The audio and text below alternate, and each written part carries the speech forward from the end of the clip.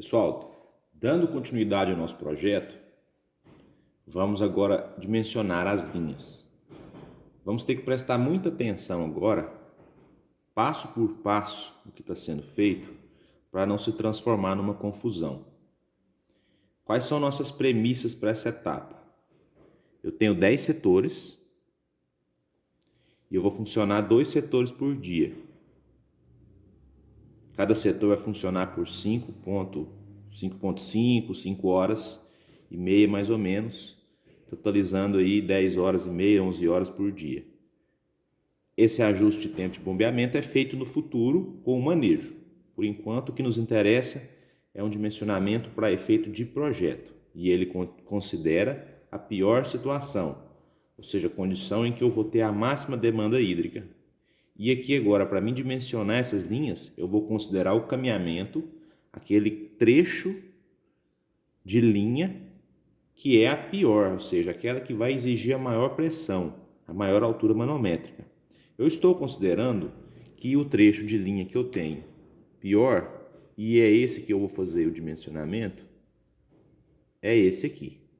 Eu tenho a linha lateral, as linhas laterais, que são as linhas com os tubos gotejadores.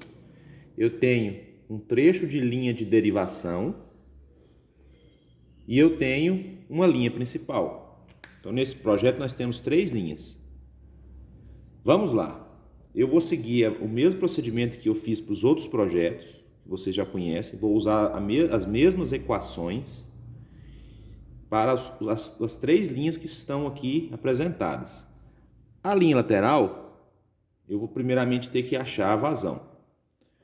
Estou considerando que o comprimento máximo que eu vou considerar, que é o comprimento do catálogo, eu estou considerando o máximo, então vamos supor que seja 275 metros. É um exemplo, viu, gente? É um exemplo.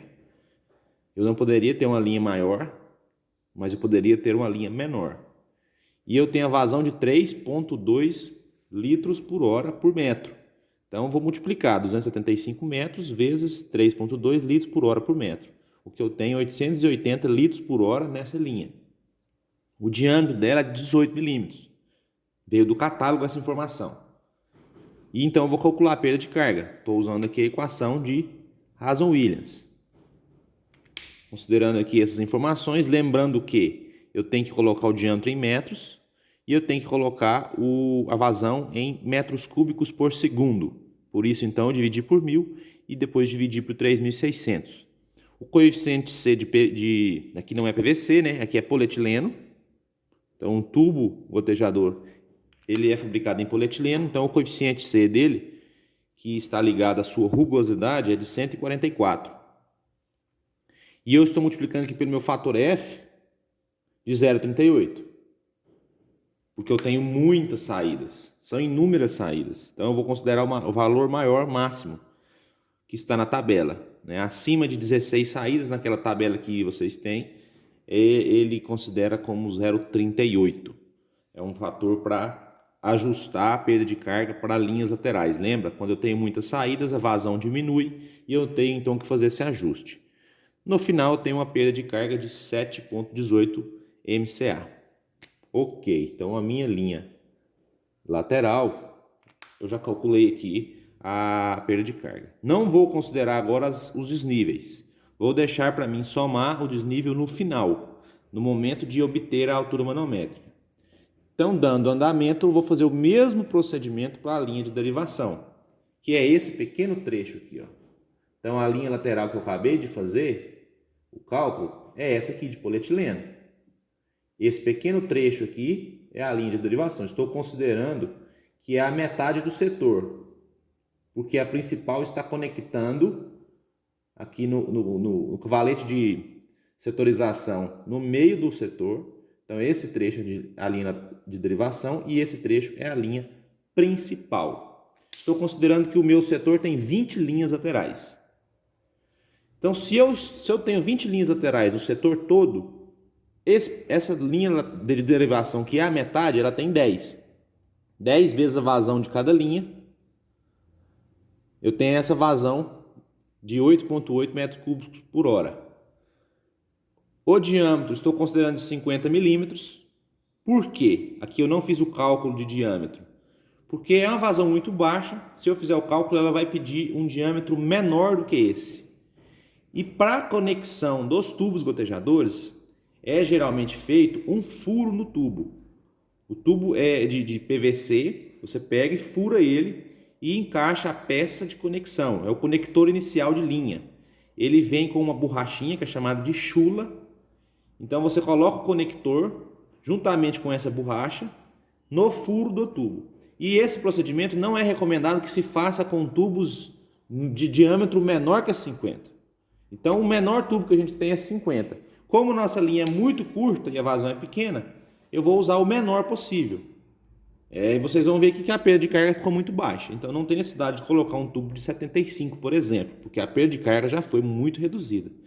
Eu poderia, para efeito de perda de carga, ter um tubo de 32, por exemplo. Mas por esse efeito mecânico de estrutura para montar, para instalação, eu vou ter que furar o tubo e ele é recomendado que no mínimo que eu tenha de diâmetro nessa linha de derivação é de 50 milímetros. Por causa dessa instalação que é feita furando o tubo. Tubos menores enfraquece muito, tem chance de dar vazamento. Então não tem como a gente trabalhar com essas linhas de derivação com menos de 50 milímetros. O comprimento é 19 metros, então aqui é medido na planta. Eu tenho que medir na planta esse comprimento. Estou supondo aqui que eu tenho 20 linhas laterais, eu teria 18 vãos. Como o espaçamento entre linhas é de 2 metros, eu multipliquei e dividi por 2, chegando aqui aos 19 metros. Mas lembrando, essas medidas têm que ser feitas na planta. A gente tem que sempre medir na planta. Eu tenho no final, então, uma perda de carga de 0,26 MCA. Uma perda muito baixinha, porque é uma linha curta e eu estou considerando um diâmetro um pouco superior do que o que seria necessário. Linha principal, mesmo procedimento. Aqui agora a vazão do setor todo, são as 20 linhas laterais, dando uma vazão de 17, quer dizer 17,6 metros cúbicos por hora. Aqui eu vou obter aqui o cálculo do diâmetro, porque aqui eu não sei, não tem nenhum parâmetro específico de diâmetro. Aqui eu vou calcular mesmo para efeito de perda de carga. Lembrando aqui que eu estou considerando a velocidade de escoamento de 1,5, apenas para efeito de cálculo, para mim ter uma ideia. Aqui é π, então já coloquei a fórmula já com os números. A vazão, passei para metros cúbicos por segundo, vezes 4, que já é da equação. Velocidade de escoamento, estou pegando uma média de 1,5, vezes π. O que deu? 0,064, que dá 64 milímetros. Então eu posso optar por um tubo menor, que seria o de 50 milímetros, ou um tubo maior, que é o de 75.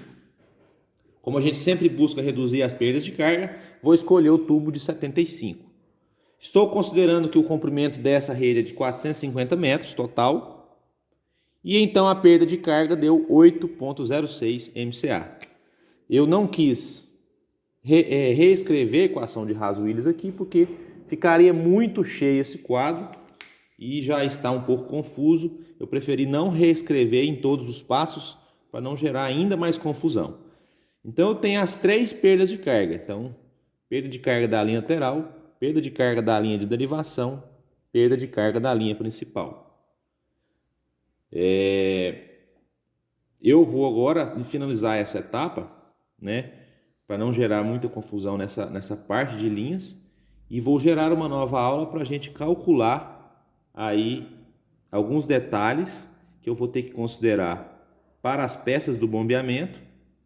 Vou ter que adicionar agora um estudo de filtros, sistemas de filtros, que a gente vai ter que estudar as perdas de carga que eles vão ser gerados, para depois a gente finalizar o cálculo de altura manométrica, considerando essas perdas de carga por linha. Por enquanto é isso. Obrigado.